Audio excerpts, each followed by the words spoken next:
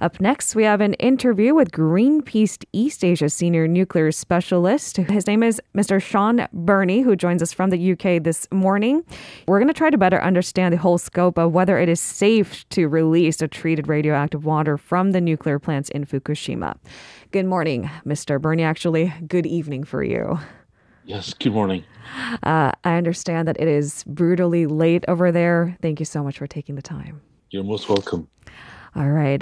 Let's begin with the recent incident. That magnitude 7.3 earthquake that struck the same region where a major earthquake triggered the Fukushima nuclear disaster 11 years ago.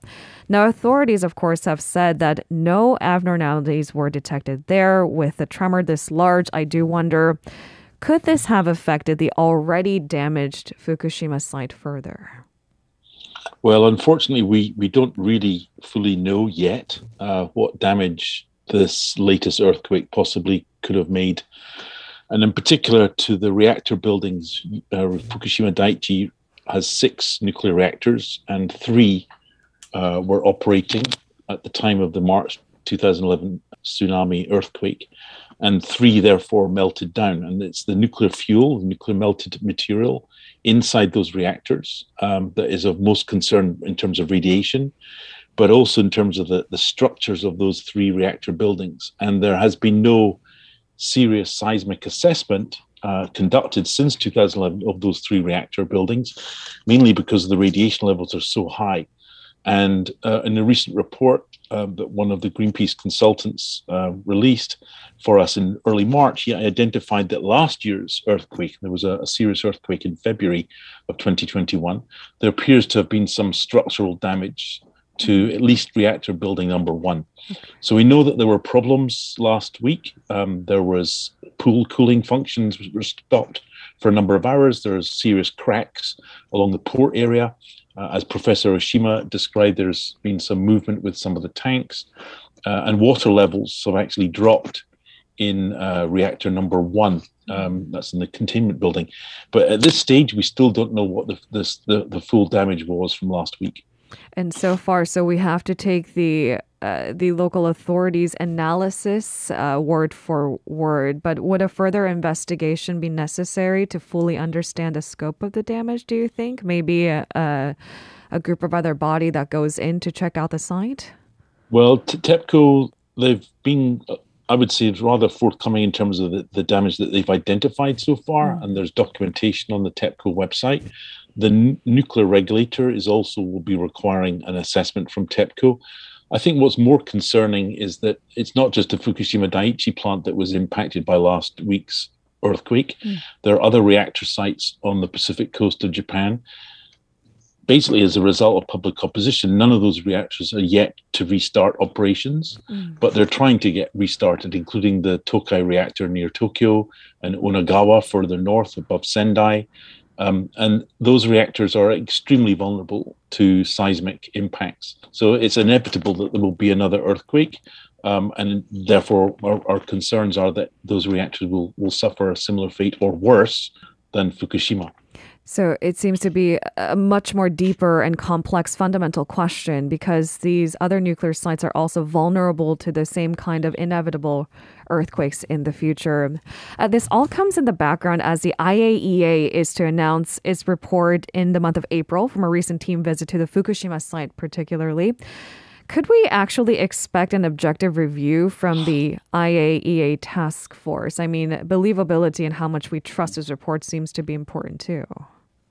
So I think there's a number of things. The IAEA itself has an agenda, which is to promote nuclear power, and which means supporting the Japanese nuclear industry, which means supporting Tokyo Electric, and has been an early advocate, in fact, for discharging. Back in 2015, I remember being in Japan when the IAEA basically reported that the Japanese government should look into the discharge option. At the same time, there are individual scientists that are on this task force from many governments, including South Korea and China. And those are credible independent scientists. The problem is there's an incredibly political objective that the IAEA has, which is not to investigate and conclude that all the problems have been solved, or that the actual issues themselves are warrant a review of the decision to discharge. The IEA has made itself clear in its own statements that it's conducting this assessment to justify the discharge. And that means you've basically come to a decision, and you're basically then collecting the evidence to prove your decision is correct. That's not really a neutral position that the IEA is taking.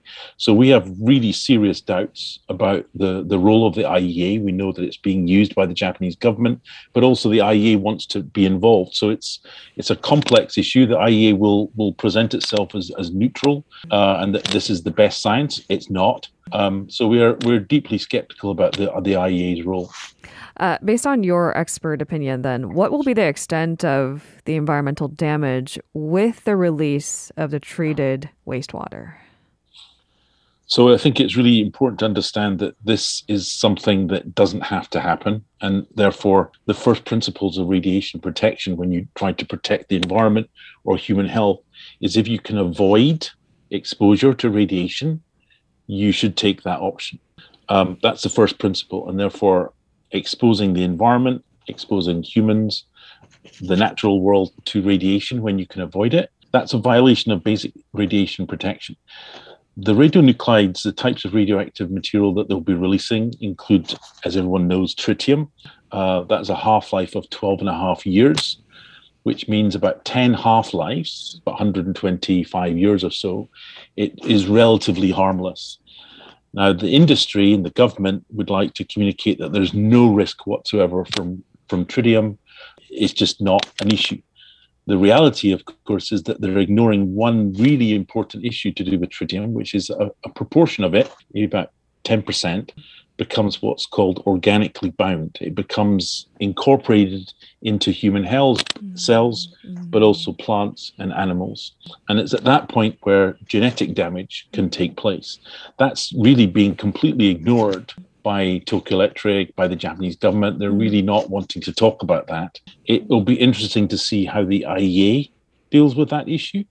But in addition to tritium, there's other radionuclides that will be released in smaller amounts, but still significant. Carbon-14, half-life of over 5,500 years. So those radionuclides will be around long after the IEA doesn't exist, long after Tokyo Electric doesn't exist. So the question is, should the Japanese government and Tokyo Electric have the right to pollute the global marine environment with radioactivity that will persist for thousands of years when they clearly have an alternative? And Greenpeace's view is they absolutely do not have that right. I do have to ask about those possible alternatives, because the only other option that I've seen overwhelmingly in headlines is that maybe store those treated wastewater for a longer period of time. What other options, according to your analysis, does the Japanese government have? Well, really, that is the only alternative, and it's really the better alternative to what they're planning. The thing to understand about this discharge water problem is they're not going to solve the water crisis at Fukushima Daiichi by discharging. The plan is to discharge for around 30 years. So there's about 1.3 million cubic meters of water. But that water is still continuing to increase every day, and will do so for the coming decades, because they have not got a solution for stopping groundwater becoming contaminated on the site. So in fact, during that 30 to 40 years that they'll be discharging, they'll be accumulating perhaps as much again. So in fact, there's no end to this problem. And that's a sort of myth that's being created, that by discharging, they're going to solve this problem. They're not. They're going to create another one, which is releasing radioactivity into the marine environment. But at the same time, they're just failing to acknowledge that the meltdown of those three reactors, that there is no serious, credible solution, engineering-wise, for dealing with that problem, and they have to rethink their entire decommissioning plan. I've read that, just to play the devil's advocate, that the Japanese government's argument is that they can't just create more storage facilities to store more and more wastewater. What is your stance on that then? Well, they're actually going to have to, because they're not going to be able to discharge all that water while also accumulating additional water. And you mentioned earlier when talking to Professor Oshima about the contaminated soil. Greenpeace has spent many years working in those contaminated areas in Itate and Namie, and we've seen the trucks that are moving that contaminated soil. Believe it or not, it's over 1,000 transports a day of nuclear waste to two sites next to the Fukushima Daiichi site. In total, 16 million tons of nuclear waste soil will be stored at those two facilities. That's in comparison with about 1.3 million cubic meters of tank water. So we've always said that the storage option is the better option environmentally. It's not risk-free, absolutely not. This is radioactive material, so there's always risks. But the storage option on the site and also in the adjacent areas in Futaba and Akuma next to Fukushima Daiichi, they're already in a nuclear disaster zone. They're already host to nuclear waste storage facilities.